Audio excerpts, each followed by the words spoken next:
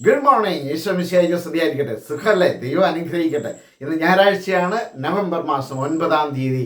ഈ 9-ാം തീയതി എത്തി നിൽക്കുമ്പോൾ നമ്മൾ 3-ാം തീയതി മുതൽ 8-ാം തീയതി വരെ പഠിച്ച വചനങ്ങൾ പതിവ് പോലെ നമ്മൾ എല്ലാ ഞായറാഴ്ചയും ചെയ്യുന്നത് പോലെ തന്നെ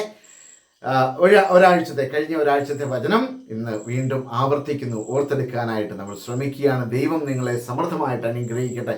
ഞായറാഴ്ച ഇന്ന് വിശുദ്ധ കുർബാനയിൽ എന്നെ കേൾക്കുന്ന എല്ലാവരെയും ഞാൻ ഈ വചനങ്ങൾ ആരൊക്കെ കേൾക്കണമെന്ന് ഞാൻ പ്രാർത്ഥിക്കുന്നു അവരെല്ലാവരെയും ഈശോയുടെ കരങ്ങളിലേക്ക്, തിരുഹൃദയത്തിലേക്ക് ചേർത്ത് വയ്ക്കുന്നു. ഈ മാസം, ഈ 9-ാം തീയതി എല്ലാ അനുഗ്രഹങ്ങളും ദൈവം നിങ്ങൾക്ക് പ്രദാനം ചെയ്യട്ടെ എന്ന് പ്രാർത്ഥിക്കുകയും ചെയ്യുന്നു. നവംബർ മാസം 3-ാം തീയതി മുതൽ 8-ാം തീയതി വരെ പഠിച്ച വചനങ്ങൾ. So smile and start your day with Jesus. ഈ എപ്പിസോഡിലേക്ക് നിങ്ങളെ സ്നേഹത്തോടെ സ്വാഗതം ചെയ്യുന്നു. ഞാൻ സിബി വർഗീസ്. നവംബർ 3, 1 കൊരിന്ത്യസ്. വിശുദ്ധ പൗലോസ് കൊരിന്ത്യസുകാർക്ക് എഴുതിയ 1-ാം ലേഖനം 15-ാം അധ്യായം 19-ാം വാക്യം. ഈ ജീവിതത്തിന് വേണ്ടി മാത്രം ക്രിസ്തുവിൽ പ്രത്യാശ വെച്ചിട്ടുള്ളവരാണെങ്കിൽ നമ്മൾ എല്ലാ മനുഷ്യരെയും കാൾ നിർഭാഗ്യരാണ്. വചനം കൃത്യമായിട്ട് നമ്മൾ ഈ ജീവിതത്തിന് വേണ്ടി മാത്രം, നമ്മുടെ യാചനകളും പ്രാർത്ഥനകളും എല്ലാം ഈ ലോകത്തിന് വേണ്ടിയിട്ടുള്ളതാണെങ്കിൽ അത് നിർഭാഗ്യമാണ്. അങ്ങനെയല്ല, നമ്മൾ വരുംകാല ജീവിതത്തെ ഓർക്കണം. നമ്മൾ വിശുദ്ധരായിത്തീരണമെന്ന് ദൈവം ആഗ്രഹിക്കുന്നു. സ്വർഗത്തിൽ എത്തിച്ചേരണമെന്ന് ദൈവം ആഗ്രഹിക്കുന്നു. ഇനി പ്രഭാഷകന്റെ പുസ്തകമായിരുന്നു നവംബർ 4-ാം തീയതി നാം പഠിച്ചത്. അത് ചൊവ്വാഴ്ച പഠിച്ചത്. 4-ാം തീയതി പഠിച്ചത് പ്രഭാഷകന്റെ പുസ്തകം 27-ാം അധ്യായം അതിൻ്റെ 3-ാം വാക്യം.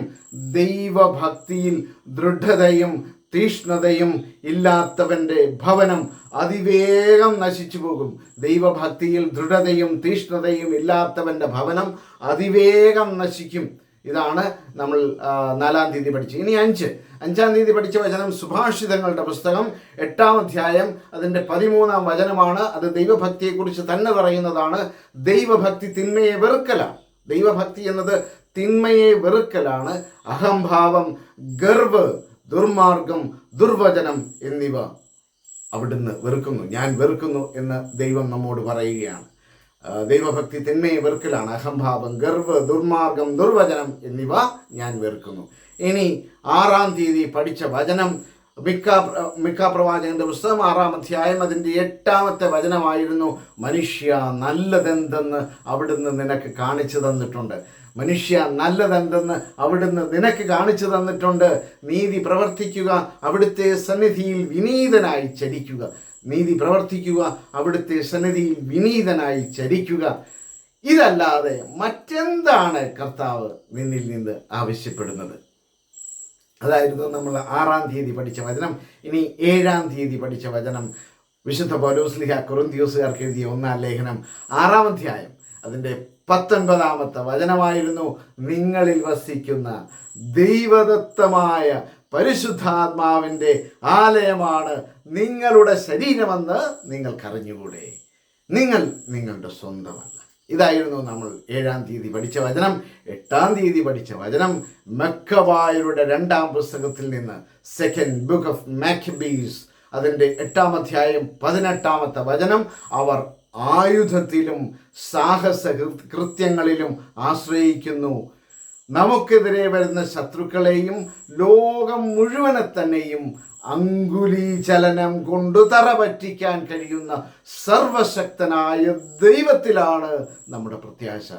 അങ്കുലീചലനം കൊണ്ട് നമ്മുടെ ശത്രുക്കളെ, അതായത് പിശാചിനെ, നമുക്കെതിരെ വരുന്ന പ്രതിസന്ധികളെ ഇല്ലാതാക്കാൻ കഴിയുന്ന ദൈവത്തിൻ്റെ അദൃശ്യമായ കരം, സർവശക്തമായ കരം നമ്മുടെ മേലുണ്ട്.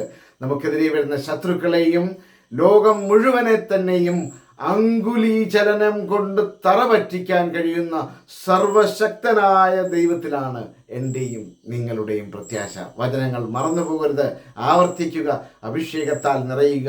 ദൈവത്തിൻ്റെ അനുഗ്രഹം നിങ്ങളോടൊപ്പം ഉണ്ടാകട്ടെ എന്ന് ഞാൻ പ്രത്യേകം പ്രാർത്ഥിക്കുന്നു. പ്രിയപ്പെട്ടവരെ, ഇന്ന് നിങ്ങൾക്കെല്ലാ ദൈവാനുഗ്രഹങ്ങളും നേർന്നുകൊണ്ട് സുന്ദരമായ ദിവസം നിങ്ങൾക്കുണ്ടാകട്ടെ എന്ന് പ്രാർത്ഥിക്കുന്നു. ആമേൻ.